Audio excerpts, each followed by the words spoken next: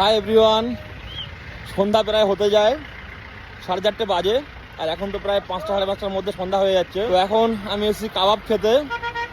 আর এখানে ঠান্ডায় কিন্তু টিকে থাকতে গেলে রোজ ওয়ালনাট মানে আখরোট আর কি, কাজু, অ্যামন্ড এগুলো কিন্তু খেতে হবে।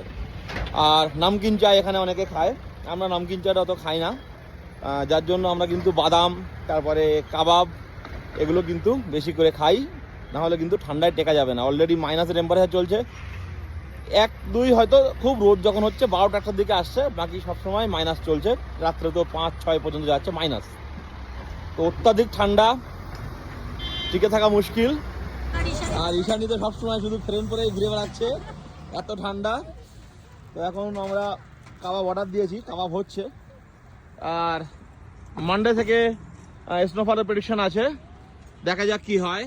আমি বলছিলাম যে খুব তাড়াতাড়ি স্নোফল হবে, তো আজকেই দেখলাম যে ওয়েদারে স্নো প্রেডিকশন দিয়েছে মানডে থেকে। আর এরকম কাবাবের দোকান কিন্তু এখন পুরো লাইন দিয়ে থাকে এই ঠান্ডার সময়।